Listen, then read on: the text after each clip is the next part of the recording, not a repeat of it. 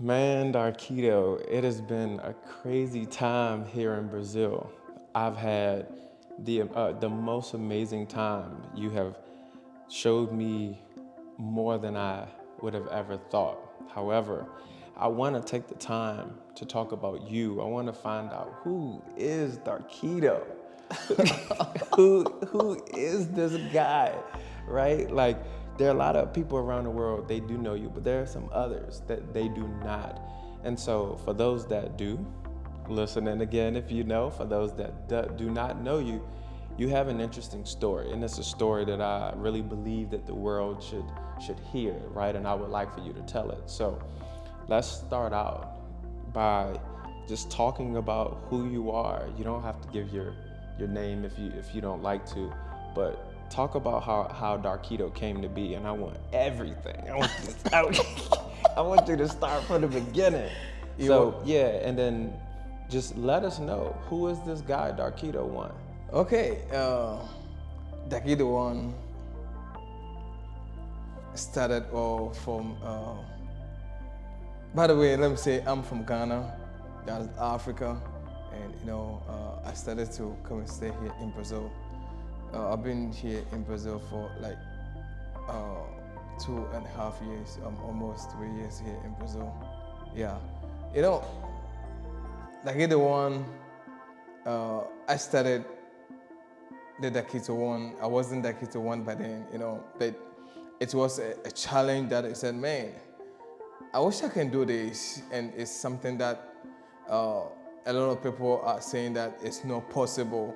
Yeah. And one thing about me is the thing that people think that it's not possible, that what I take challenges upon myself to make it possible. For sure. Yeah. For sure. So Darkito One is just me. Just a regular guy, just a regular. just a guy with a dream. Yeah. We had the opportunity to talk off camera a little bit about how you began in your journey, right, and the mentality that you had, and your love and your zeal for travel. So let's talk there, right? Let's get to that point. What is your origin? Where did you start from a travel perspective, right? And how did you develop the love to travel? Where did that come from? I was a teacher by then. I was teaching English, and I wasn't loving it, but I have a passion. Anytime I travel, even if I'm in the bus, I feel like, man, I wish the bus would go longer. If I'm in the train, I feel I'm in the subway, I feel like, no, I want the bus, I want the subway to go longer. Yeah. But meanwhile, it's just within the city. That's a different perspective, for sure. So I found out that I have that this is my passion. Yeah. And I told all my friends that, man, my passion is to travel. So are you crazy? How are you going to travel and get money?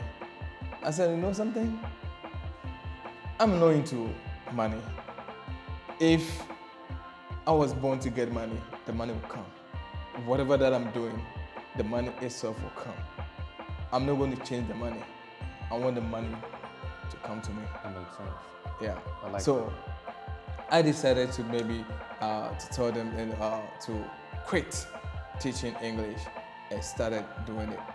So I said, okay, I'm going to travel from Brazil to the United States by foot or by walking. Hold on. Say that again. I had to make sure. It is late, so I'm trying to make sure that I'm not tripping or tired. Say that one more time. I told my friends that I'm going to walk by foot from Brazil to the United States. Okay, so I'm not tripping. I did hear that right. That's right. Okay. And they told me that this is not possible because they haven't seen anyone walking by foot to the United States. Because for me to go to the United States, I have to, go to the embassy. Yeah, you got to cross the water. The oceans. Take a flight to get in there. Have to require for the visa. And I said, you know something? everything is possible. Because, when I was a kid, my motto is Vasco da Gama. The Vasco da Gama, I was a kid by then. Vasco da Gama traveled by boats to almost the whole world. And it's something that his friends, his family, his relatives were telling him that it's not possible. But he made it possible. I didn't even know Vasco da Gama by then. I didn't even know anyone who's called Vasco da Gama. But I was saying that there's someone has already done this. So I can also make it. So that's how I started. I like that. And so let's go back to your childhood a little bit. Yeah. Since you mentioned it. Yeah. What were some of the things? So was it like things that your parents were instilling in you, like lessons from your mother or father that gave you that No. sort of confidence? No. My dad traveled once to Germany. Wow. Yeah. And my mom has never traveled before. And even within my family, my mom's side and my dad's side, I'm the first person to travel. Oh, wow. Yeah.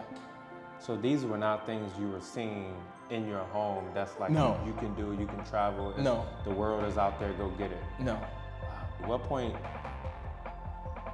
as a child, if you could go back, right, around what age would you say you began to kind of realize that you believe different than other people? That what you believe, like you believe that all things are possible. Yeah. Like around what age did you start to see that? Around at the age of 14. At the age of 14, I was running a marathon, and I was having a goat in Africa. I was having a goat, and this goat, it doesn't stay at a pen. It doesn't stay there. He preferred to stay outside, and me, as the owner, I also prefer that he stay inside. He need to go and sleep. He need to. I was training the goat to the extent that he needs to obey me. Yeah. If I say stop, he needs to stop. Yeah. So I was trying to have that kind of training for the goat, but it wasn't easy for me. So I can run with a goat all over. He'll get to the gate of the entry, then he will go and pass somewhere else. So what happened is, the goat taught me how to be patient and how to run. And from there, I started running. So I ran for the school marathon, and I went to university and I was running for the university, and other schools were calling me to run for them. Wow. Yeah, I even had an opportunity. I got a scholarship, and that's where I did my degree. That is in Malaysia. I got a scholarship to run for Malaysia University, and I got a first position for them. And they said they don't want me to go back to Africa. I should stay in Malaysia and run for them. Wow. Yeah, so I got a scholarship to do pharmacy in Malaysia, and that's where my career of marathon started.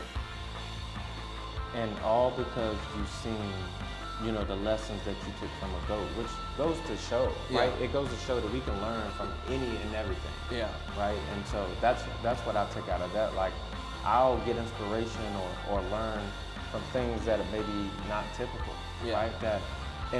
This seems like one of those situations where, like, I mean, personally, I didn't think that you would say Darkito is who he is because of a goat. Like, I didn't think you would say that. Yeah. But it's so interesting to find other like-minded people who find inspiration and motivation and life lessons and things that are not traditional. Yeah. And I believe that it's in those things that are not traditional where we kind of find ourselves. Yeah. Because if you do what everyone else does, right, the status quo, or follow what everyone else does, it's like you're trying to be something you're not.